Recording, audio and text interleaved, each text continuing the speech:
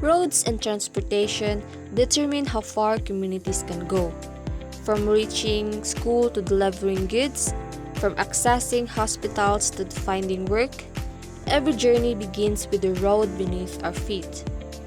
This documentary explores SDG 9 through road infrastructure and SDG 11 through transportation, and how the two are linked in building sustainable, connected communities.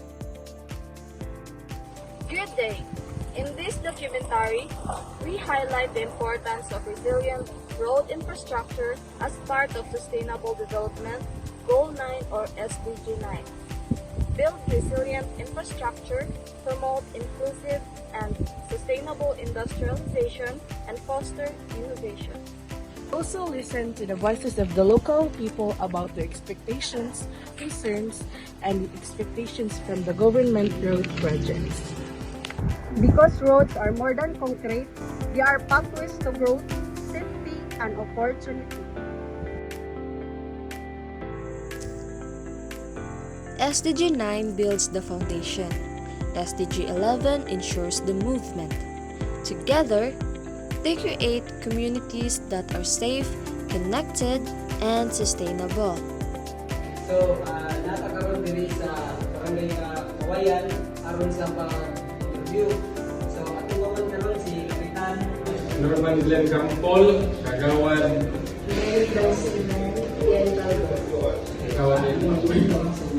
So, dito sa barangay Kawayan, doon yung napiling na lugar kay tungod sa ilang roads dali. So,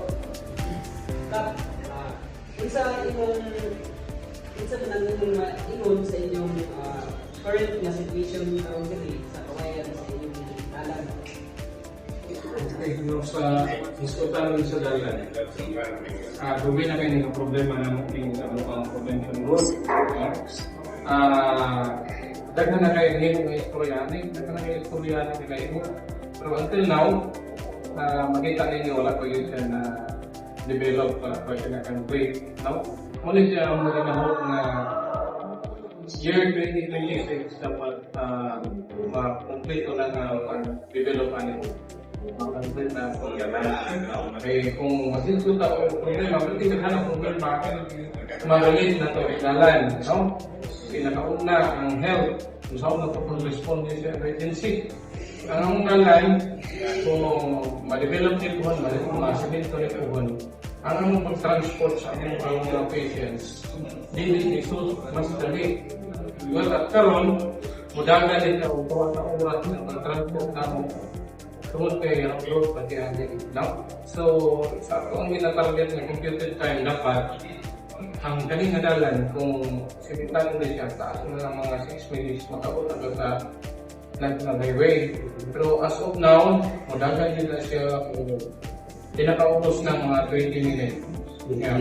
In terms po sa pag-transport sa itong mga goods at mga product na kita, dako pa siya ubos kay approach sa sandalan. No? Mahal kayo ang tingin. Galit ang katay na o balaban. Kung sa kahit ka o kanyang mababaw, 80 pesos ang minimum. Ikaw rin ka, ito yung mga bayaran. So, dako kayo ng cost para sa 6 kilometer na kanang wala pa na country dinalan. Okay, dapat tulog pag yun ang punta na kung napagdat na yun. Muna kinakap ko ng mga itong problema ng mahatag sa dalan. So, kaduang ang tanan ng tukap is kadawat bang barangay suporta o pundo gikan sa LGU or national government para sa pagtutugan ng atong dalan? So now, no, atong LGU, wala nakong tabi government road, langit lang sa ko. Dahil sa tuloy lahat ng LGU, things provincial road siya. So, ang funding na diinit sa first phase, gikan nila sa congressional fund, bukan sa congressman, gatan siya 50 million ba first phase sa development sa itong land. No, sa pagkakaroon, ongoing ang mga proseso kuha sa mga data na kinahanglan para yung mga siminto na rin. By 2023, January, mapugdan na ang pag-develop sa first phase at undangan. So sa inyong pananaw, insay unsaon pagtabang sa pagpay sa Kawayan Road na lig-on o malungdaron infrastruktura o kalambuan. Unsaon pa atong Okay, so ano siya, no? Kung isod ka kung effective sa yung epekto sa pag-develop ng kung ang barangay council dili makialam sa kanang operation sa dalan, pwede na dulaan sa mga kontraktor na dili mo nga standard nilang develop sa dalan. So ang pinaka-importante, ang council mismo kabalo kung unsa ang pinakamaayo para sa dalan, mag-monitor dito ang council sa i-develop ang mga dalan. Kung dili mo monitor, kung maparehan sa flood control, bakit di ako sa barangay epekto anak? May na sa ganun. Sa akong nakita din siya, sa torlihan nila, kapilangan yun, barangay official, isa din siya na mahimo eyes and ears diha sa proyekto, diha sa atong gobyerno kay gawas na nasulod siya din sa among jurisdiction sa among barangay. Isa sa kami na adunay katungod na makialam para sa kalambuan.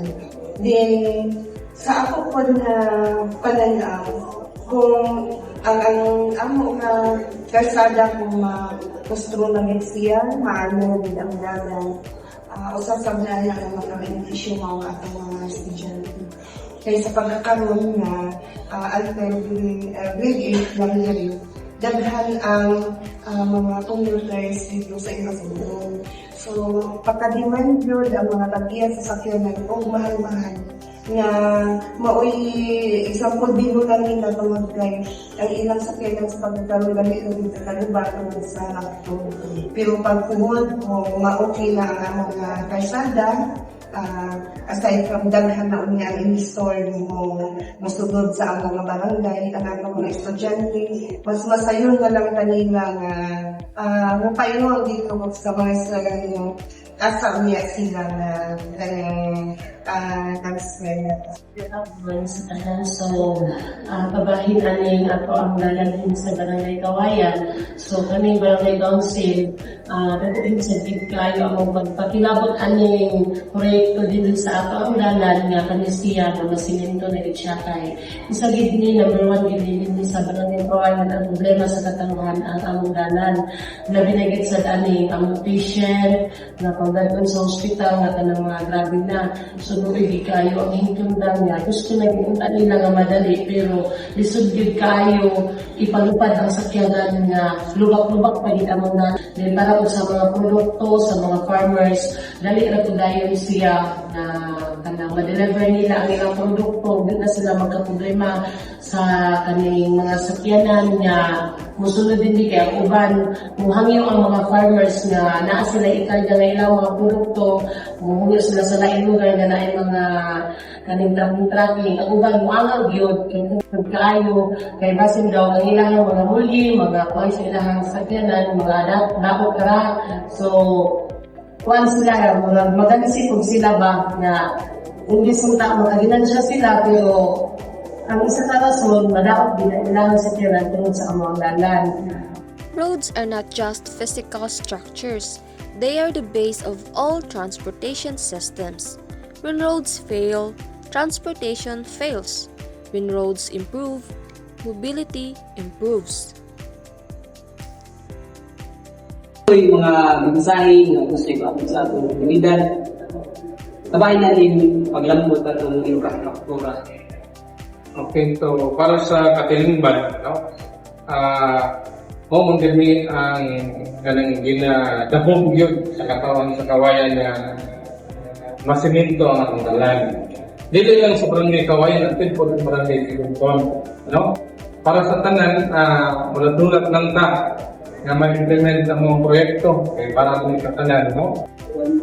Sa oras, again, yung When roads are narrow, cracked, or flooded, transportation becomes slower, riskier, and more expensive. And when roads are improved, transportation becomes smoother, safer, and more reliable.